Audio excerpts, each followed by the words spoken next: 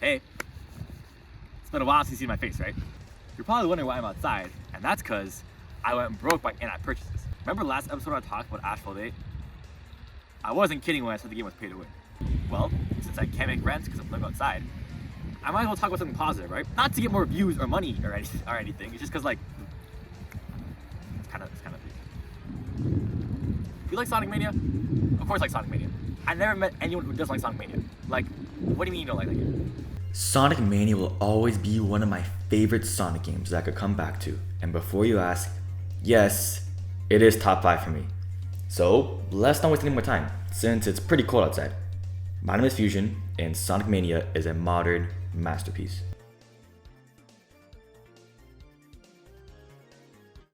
Sonic Mania dropped in 2017 right before this piece of shit came out, and it was supposed to be a true return to form for the Sonic series. After Sonic 4, 2D Sonic was kinda down to the dumps. Us fans really needed a true return to form. That's where Sonic Mania comes in. Developed by Christian Whitehead, headcanon, and published by Sega, not made by them, this game was a love letter to the original Genesis titles like Sonic 1, 2, and even 3K. Hell, even CD has some representation here. This game sticks to the fast-paced side-scrolling action where players run, jump, spin dash, and use character-specific abilities to blast through colorful and vibrant zones with loops, springs, enemies, and hidden paths. The things 2D Sonic did best. I said the things 2D Sonic did best. You can play as Sonic, Tails, or Knuckles, each with slightly different abilities and routes through the levels. Mania Plus added 2 new characters, Mighty and Ray, who we haven't seen since, this, I guess? We'll go over Mania Plus later. Just for now, let's just talk about the game. After a direct callback to the start of Sonic 3 and Knuckles, we get introduced to the Phantom Ruby, a time-altering gem that can create hallucinations, aka how Sonic's getting transported back to these old stages in the first place. We meet the hard-boiled heavies, who are kind of like the main villain group of this game. No. Just kidding. They're really cool villains. The boss fights with them are especially great. They all have unique gimmicks that you actually have to master, and are actually super creative 2D Sonic bosses. Cough, cough. But who the hell cares? Let's start talking about the game. Green Hill Zone is the very first stage in Sonic Mania, and it serves as both a nostalgic callback and a modern remix of the original level from the original Sonic the Hedgehog.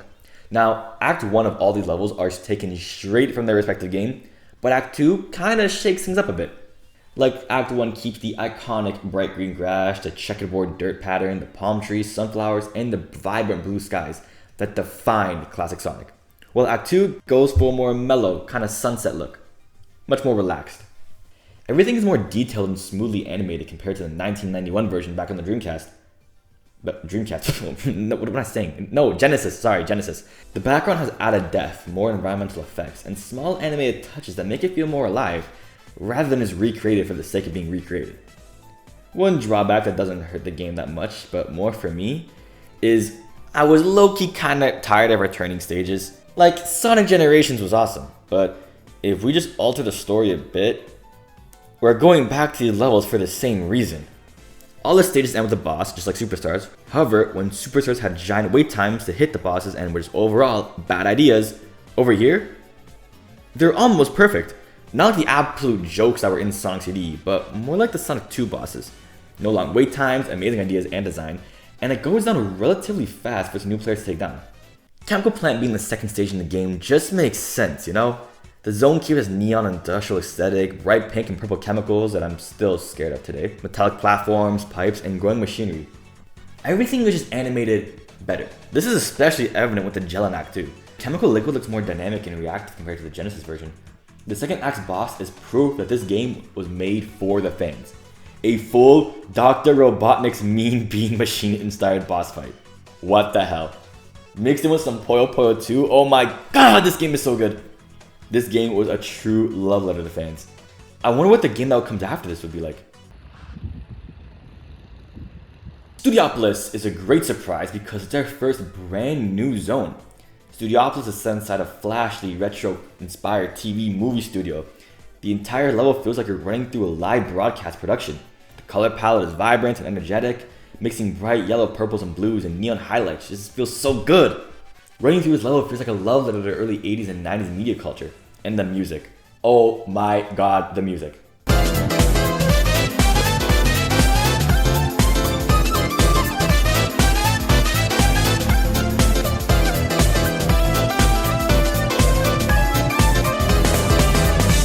Matter of fact, the music is so good in this level that Jaden used it for his grade 9 music project. I'm not kidding.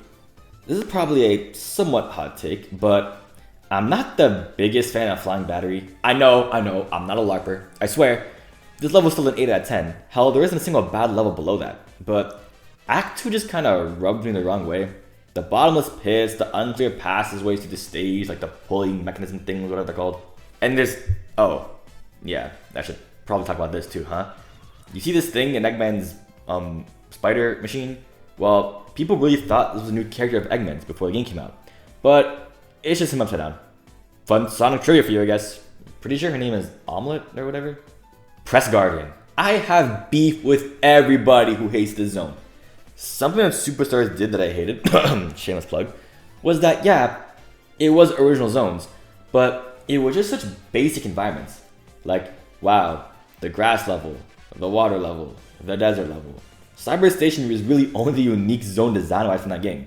However, here, Press Garden, a printing press factory in Missile Suburban Garden, that is home to my favorite song in the whole game, by the way.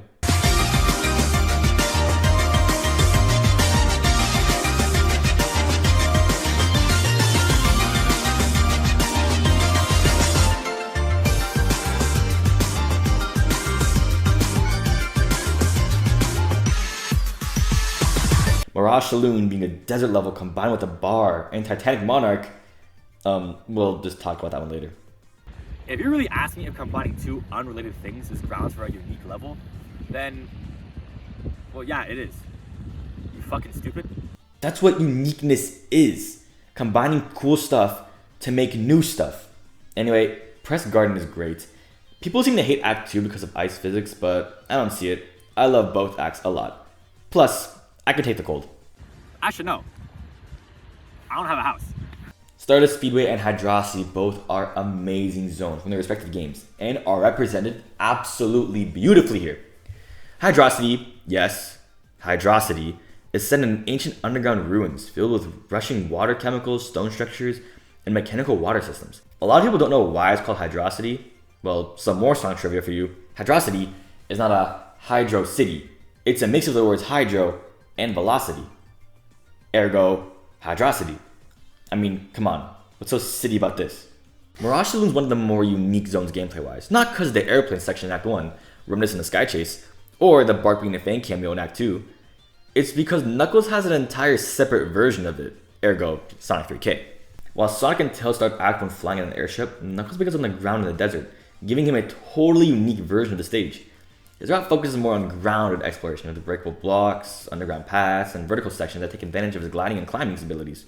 This is what makes the level feel a lot slower, but it's a Knuckles level. I don't expect much from it. Plus, if it's the same gameplay philosophy as Sonic 3K, these guys knew what they were doing. Oil Ocean. Okay, let me just explain myself. Oil Ocean is set on a massive industrial refinery floating over a burning sea of oil. The sky glows orange with a fire and red smoke, and the entire level is packed with metallic platforms, conveyor belts, flamethrowers, pistons, and I'm not the biggest fan of it. In Mania, the visuals look much more detailed and animated. The oil looks more fluid, flames flicker dynamically, and the background machine is more alive. But I'm not the biggest fan of it from Sonic 2 in general. Don't get me wrong, Act 2 is fantastic, but Act 1, I don't know. In the original game, it just kind of rubbed me the wrong way. But man, Lava Reef. This is a pretty cut and dry zone, sticking more to the original, but Act 2? Oh man, this is so cool. Act 2 shifts from a more darker volcanic caverns of Act 1 to a more mechanical, high-energy section of the reef. Kind of reminds you of that one cave level from Kirby's Epic Yarn. I don't know what it's called. I'll show it on screen if I can find it. Visually, it's one of the more striking late game stages. Bright lava contrasts against the dark stone industrial elements, and at the end of it, we get launched up into Metallic Madness. Metallic Madness is a great representation of CD, but I want to focus on the final level, since Metallic Madness is relatively the same. Titanic Monarch. This is the final main stage of the game, and it feels like a culmination of everything the game has built up to. The zone is a cold mechanical atmosphere, set inside a massive high-tech fortress filled with metallic corridors, energy conduits, pistons, lasers, and shifting machinery, even teleporters as seen in Act 2. Act 1 focuses on tight platforming and mechanical hazards that demand precision, while Act 2 becomes more like a Zelda dungeon, I guess? Which is a cool concept on paper. What? Did you expect me to dunk on it? No, it's a great concept on paper and in real life. Granted, it's overly hard, but so is Eggman Land, and hey, that was the best final level. Wait, I just realized we talked about this whole game and didn't even mention the special stages. Whoops. Well, anyway, they're here, and they're also the best ones. Period. They have high-speed chase sequences where you pursue a UFO to earn Chaos Emeralds. Unlike the 2D main levels, these stages are in pseudo 3D perspective, inspired by special stages from Sonic CD and the visuals of something akin to the Sega Saturn. The goal is to catch UFO before the time runs out, and if you extend your timer by running through blue spheres scattered across the track, or by collecting rings to increase your top speed. Oh wait, hold on, I think these are backwards. Which becomes essential in later stages as the UFO gets much faster and the layouts grow much more complex. If you manage to collect all 7 Chaos Emeralds, you'll unlock the true final boss, and also the best ending. But what's the ending to this game? Besides having the coolest final boss in classic Sonic history, no game is perfect, as I like when bosses get harder as time progresses, not easier. When you break the crystallings on him, the electrical circuit breaks, and making it overall less challenging. However, after getting all the emeralds, this happens.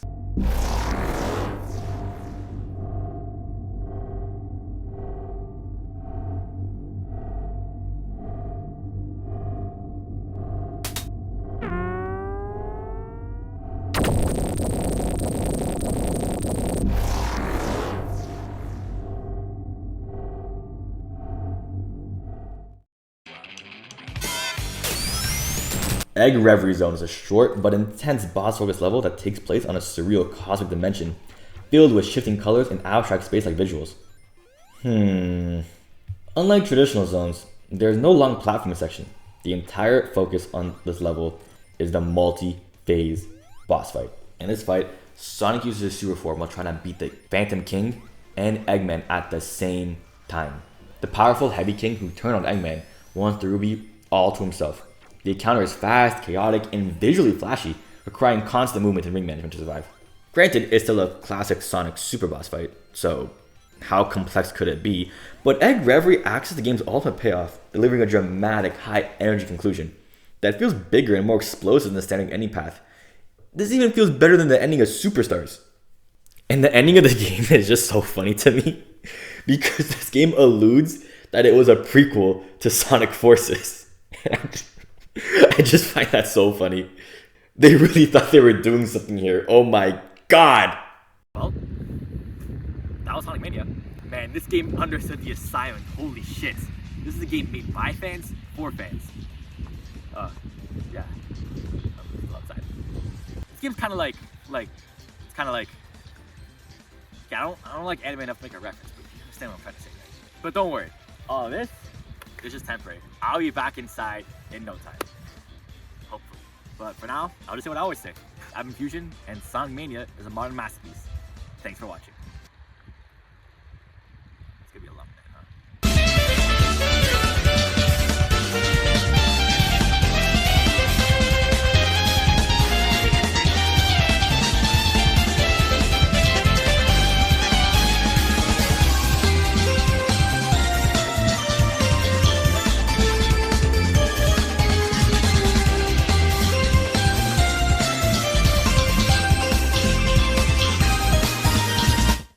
Okay, it's fine. I'm sorry. I saw you flinch so hard. I didn't play it.